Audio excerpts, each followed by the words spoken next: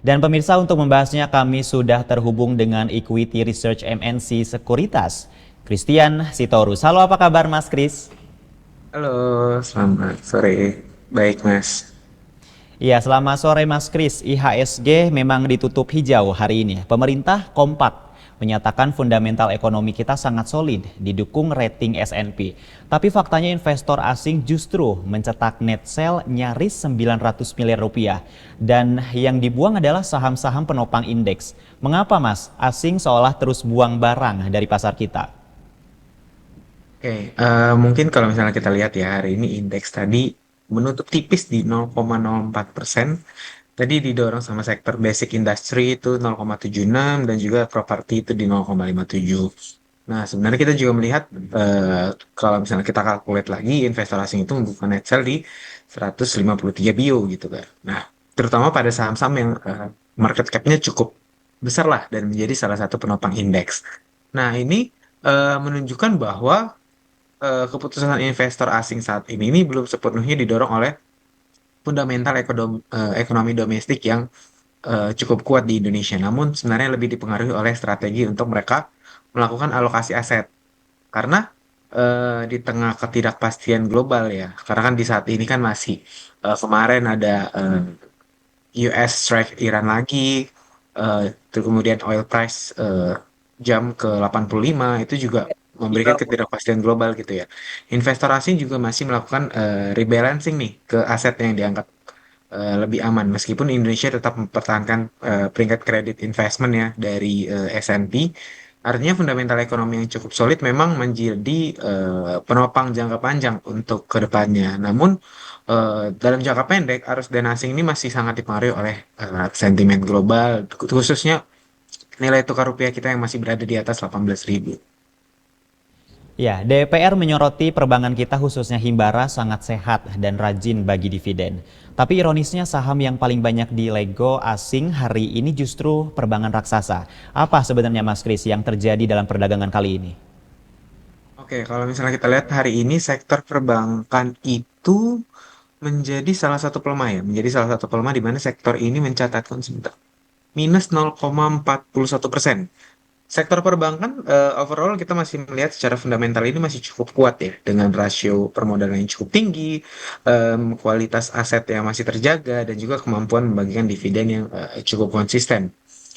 Kalau misalnya kita melihat aksi jual ini sebenarnya bukan mencerminkan memburuknya fundamental perbankan ya, namun lebih ke karena saham-saham besar perbankan ini instrumen yang masih dibilang paling liquid lah di saat ini dan memiliki bobot terbesar di indeks. Ketika investor asing melakukan pengurangan exposure terhadap Indonesia, saham-saham perbankan yaitu kayak BBCA, BBRI, BMRI, kemudian juga ada BBNI, ini menjadi pilihan utama karena lebih mudah diperdagangkan dalam jumlah yang cukup besar. Jadi lebih merupakan konsekuensi dari portofolio rebalancing dibanding perubahan prospek sektor perbankan. Dan kita juga melihat S&P 500 juga efeknya juga belum sekencang itu karena kemarin juga setelah announcement indeks hanya menguat 1 hari kemudian selanjutnya menguat tipis di 0,03 dan hari ini di 0,04%.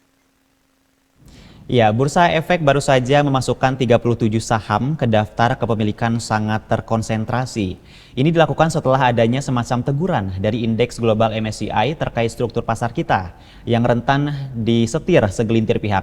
Apakah langkah bersih-bersih BI ini terbilang terlambat untuk mengembalikan kepercayaan investor institusi global, Mas Kris?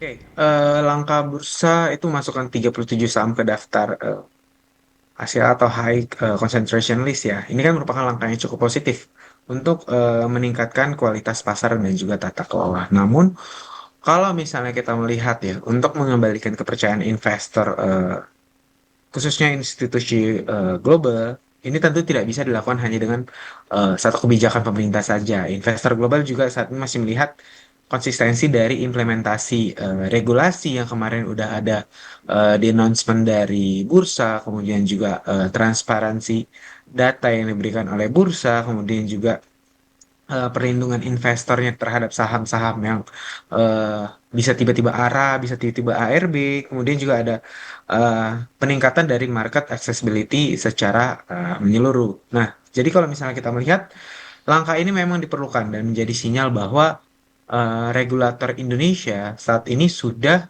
cukup responsif ya terhadap masukan-masukan dari MSCI itu sendiri. Tapi efektivitasnya ini baru akan terlihat apabila diikuti dengan reformasi yang berkelanjutan. Artinya adalah efektivitas daripada implementasi yang dilakukan oleh pemerintah dan regulasi sekarang itu akan terlihat beberapa bulan ke depan konsistensinya seperti apa. Makanya MSCI juga saat ini masih wait and see melihat perkembangan dari Indonesia itu sendiri.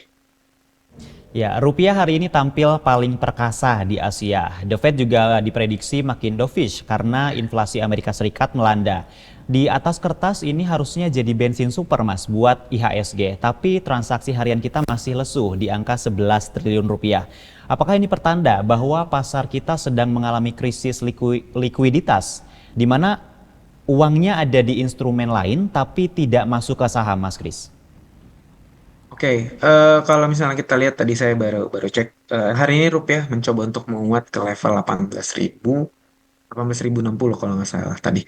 Nah, penguatan ini sebenarnya sebagai mata uang terbaik ya di Asia untuk saat ini kita bisa bilang untuk detik ini, untuk menit ini, untuk saat ini rupiah mencoba untuk menguat 1860 gitu dan meningkatnya ekspektasi bahwa the Fed akan semakin dovish memang seharusnya menjadi sebuah katalis positif bagi pasar saham Indonesia.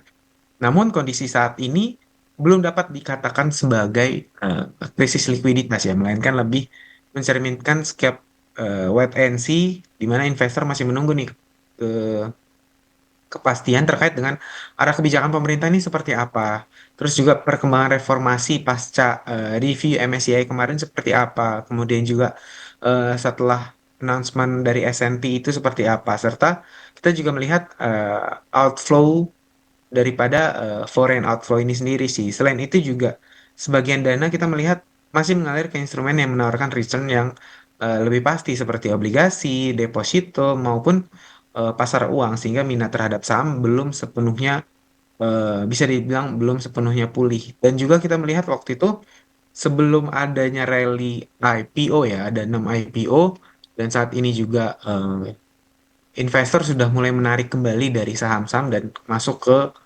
instrumen yang lebih safe haven lagi sih sebenarnya.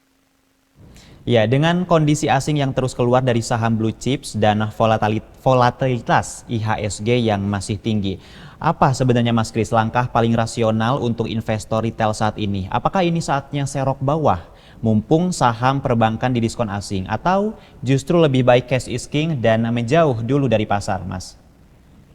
Oke, dalam kondisi volatile yang masih cukup high di saat ini ya dan foreign outflow juga masih berlanjut. Kemarin juga ada foreign outflow hampir 800 billion gitu ya. Investor retail sebaiknya tidak mengambil keputusan secara ekstrim, baik itu all in ataupun sepenuhnya keluar dari pasar. Karena kan ada juga yang kayak berpikir, oh udah murah nih, oke, saya mau all in. Atau satu sisi lagi, oh kita melihat ISG-nya seperti ini aja ya, sideways terus ya. Maka kita cukup keluar ataupun menunggu.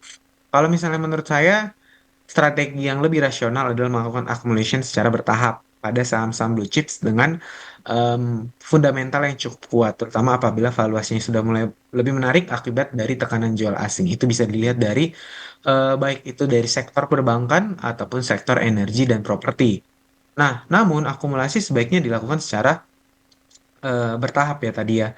Jangan langsung all in untuk melakukan akumulasi karena meskipun valuasi beberapa saham perbankan mulai terlihat murah untuk saat ini, ada pergerakan pasarnya kan dalam jangka pendek masih dipengaruhi oleh foreign outflow ya saat ini bahkan di bulan ini sepertinya kita belum ada mencatat foreign inflow gitu. Juga rupiah juga masih melemah di atas 18.000 dan juga masih ada perkembangan sentimen global lainnya. Jadi fokus utama investor mungkin lebih ke menjaga disiplin daripada manajemen risiko sambil memanfaatkan peluang ketika valuasi mulai berada di bawah nilai wajarnya ataupun secara teknikal melihat apakah saham ini cukup oke untuk diakumulasi di harga-harga tertentu. Begitu. Ya, baik. Terima kasih banyak Mas Kris untuk dialog dan analisisnya di Prime Report kali ini. Sukses dan sehat selalu, Mas. Terima kasih.